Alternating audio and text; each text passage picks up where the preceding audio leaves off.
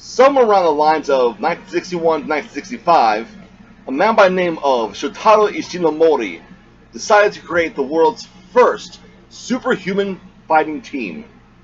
The team consisted of 10 members, one of those members being a non-fighter, the other 9 all being capable fighters. Now, these 9 were also from different parts of the world, meaning that not only was this the very first superhuman-powered fighting team, but this was also the first diverse team in terms of culture and race. Now, if anyone else claims that they're going to make the first diverse team, please just type up Cyborg 009 and be like, hey, already done. You're doing nothing new under the sun. Nothing. And with that, I'm using that as a leeway into my review for Cyborg 009 Volume 1. Now, what's interesting about this volume is that it seems that Shotaro Ishinomori is taking fiction and melding it with non-fiction, meaning that he's taking aspects of our own reality and melding into aspects of this sci-fi fantasy that he has created. The science fiction aspect of this, of course, being the cyborgs, being Black Ghost, as well as the characters the cyborgs were and are. When I say the characters that they were, I'm of course referring to who they were prior to them individually being picked up by the Black Ghost to become part of the cybernetic project that Black Ghost had, started to develop, and who they are, meaning the kind of people they become after this happens. Now, to be honest, I don't quite recall each single number of the 9, and so I'm going to try and recall it, and I might fuck up, just so let you guys know, okay? And I don't got a cheat sheet on me to look at. So, I believe number 1, or 001, is Ivan Whisky, who's a little baby, and his deal is that he has the brain of a supercomputer, basically. And he's essentially the leader of the group, but he can't really do anything, because he's a fucking baby. 002 is named Jet Link, or Jet for short. He can fly around, and he could go as fast as, I think it was like Mach 5 or Mach 8. So he's pretty fucking fast, basically. That's number 2. 003, Francoise, or I think that's her name is. She is the token female character of the group, and she's essentially a walking, talking radar.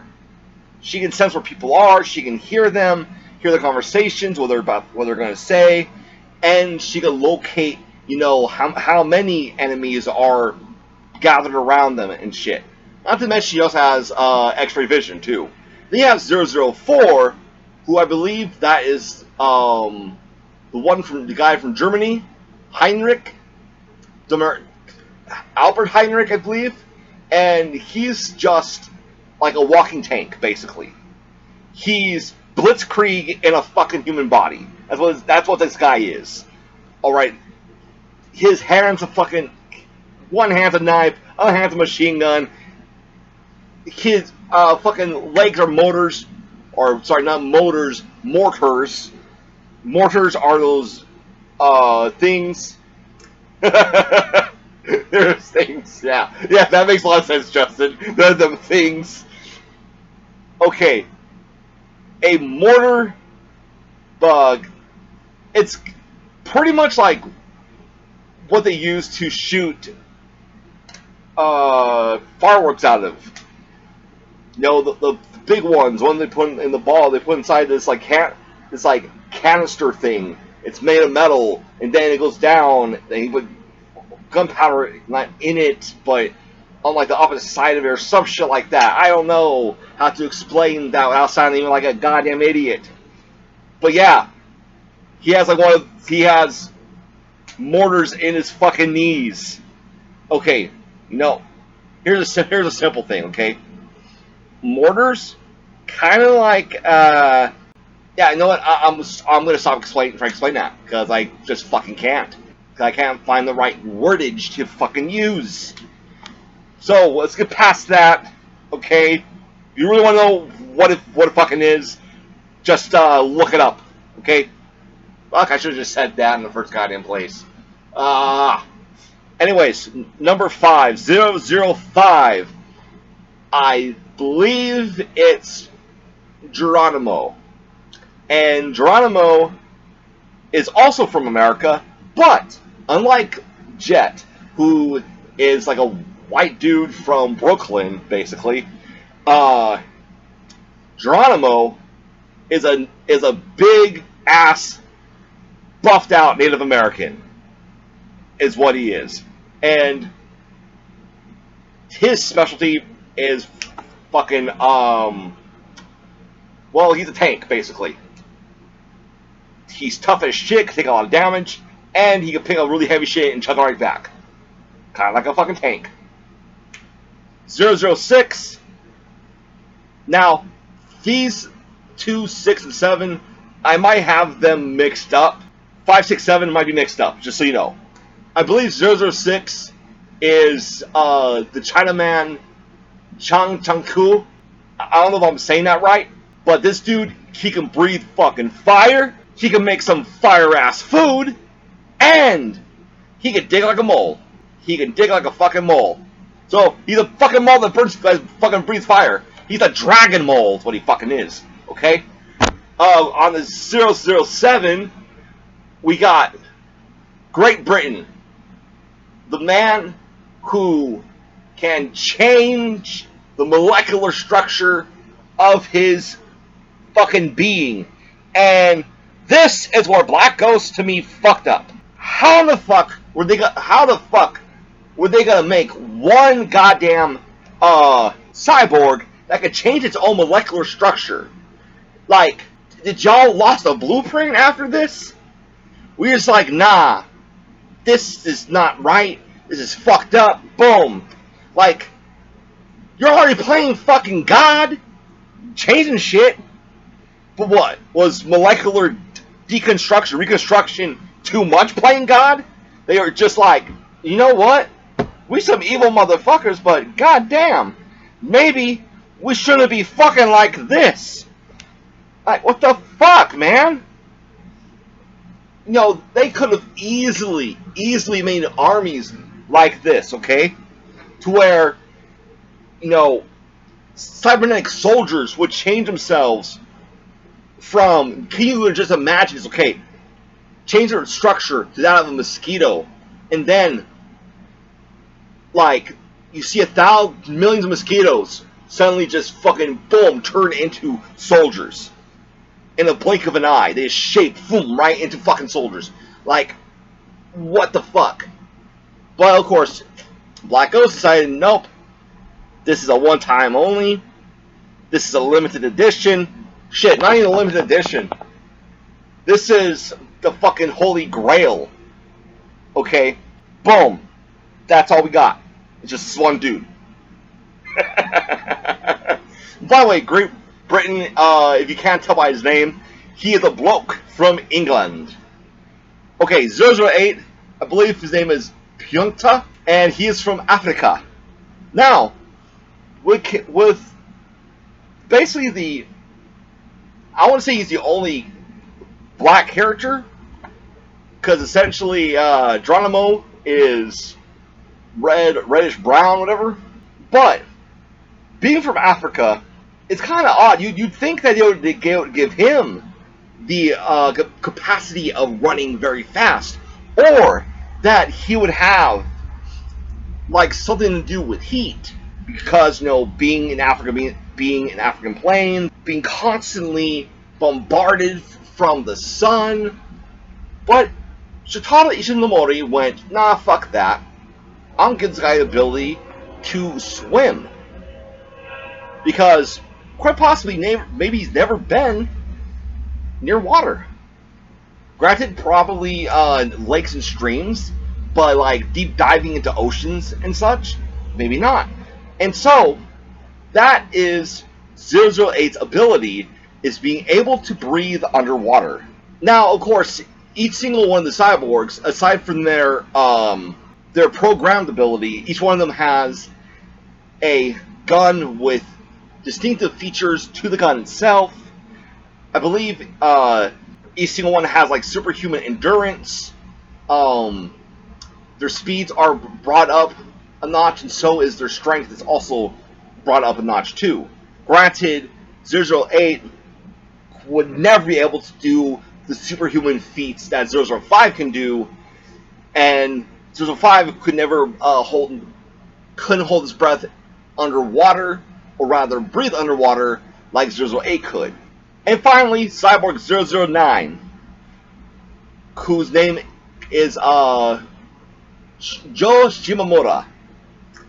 And Joe pretty much has like everyone's abilities to the max. He can do everything that anybody else can do, basically. Now, his key thing that he does, though, is that he makes it to where, like, his speed goes so damn fast that he feels like he's moving in slow motion, but to anybody else, it looks like he disappears, then reappears somewhere else. But to Joe, it doesn't quite feel like that. It just feels that he's just going at a normal speed. But everything else around him becomes extremely fucking slow. But doesn't feel like he slows down at all. Yet, he is traveling at such a high velocity speed, is actually breaking the sound barrier and the light barrier at the same fucking time. That's just how fast this dude is moving. And that is the 9 cyborgs. Oh, plus there's Dr. Isaac Gilmore, too. He is the scientist that basically led the revolution of the cyborgs against the Black Ghost. Now, who are the Black Ghosts? Okay, so the Black Ghost basically is a arms dealer corporation led by, well, Black Ghost, who gathered a bunch of scientists to make cybernetic humans. Basically, they created the first 8 cyborgs. Are like, yo, this shit's tight. Created the 9th one. You're like, okay, we got the coup de grace right here. And it seemed like they were going to create probably more and then start selling them to individual countries. Because prior to Black Ghost gathering a lot of major powers and basically being like, alright, what do y'all want?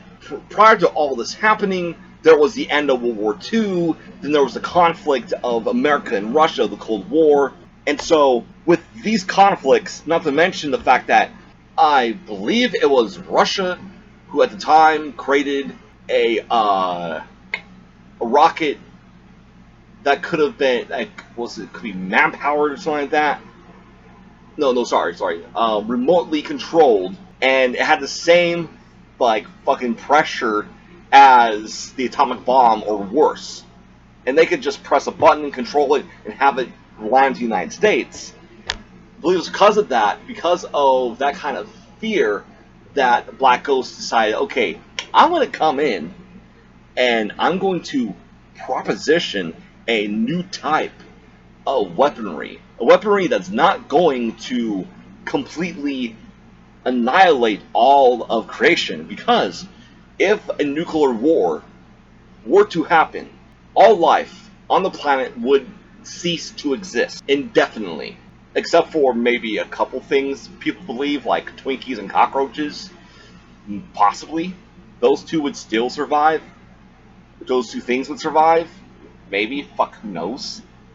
But other than that, nah. Everything else would basically just get 86'd right then and there. And even if it wasn't right then and there, they would usher in the, of course, nuclear winter, and a lot of shit would die from that. Vegetation, of course, would die. Basically, the world would be fucked. long story short, the world would be absolutely, utterly fucked if that ever happened. And of course, Black Ghost took this opportunity to dive into the fears of man, dive into the fears of the leaders of the world, and basically was like, you know, this doesn't have to happen like this. We can still have war. And we can have war without real people.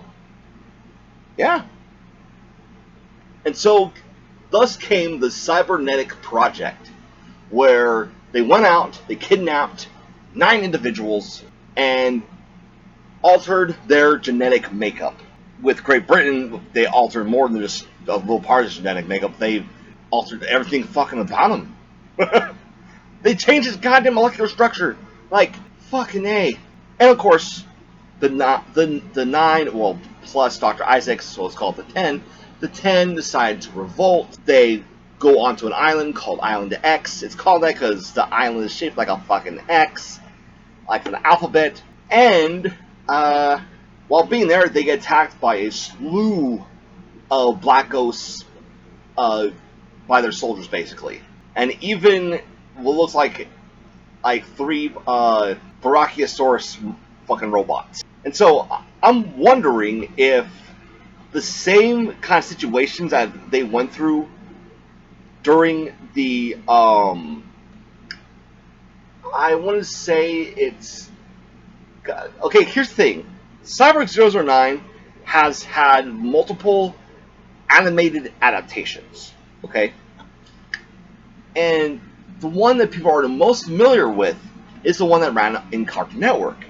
Now, I might be wrong here, but I think the one that ran on Cartoon Network ran from, I want to say, roughly like from 2000 to like 2004, I think.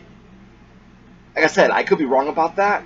I am honestly not 100% certain about that at all. So let's call it the early 2000s version of Cyborg 009. Now, like I said, I believe that version, and I believe that is the either second or third version of the overall animated tellings of. I am not 100% sure if that ends on the Black Ghost arc, or if it continued on to right before the famed Angel Saga. So, not sure about that, because I've only watched bits and pieces here and there of it. Okay, basically I've seen up till Joe's inanimate fight with Black Ghost, but other than that, no, I haven't seen anything else. Oh, unless you want to count watching Cyborg 009 versus Devilman, which that is actually really fucking good. And so I just wonder if they're still going to see, meet the same people, same characters, if situations are going to be the same, or if stuff was written different because it being in a animated format.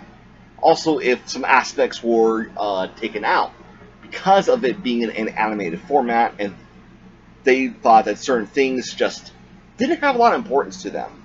Alright, so what do you guys think of Cyborg 009 Volume 1? Let me know in the comments down below. Thank you guys for watching. I hope you guys have a wonderful day.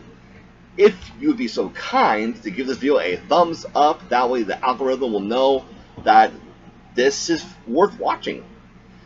Also, make sure you subscribe to the channel and hit that notification icon. Make sure that bell is ringing. That way you'll know when I put out another video. Unless YouTube is fucking up, then you won't know. Also, if you want to follow me on any social media platforms, just look at the end credits after I say goodbye.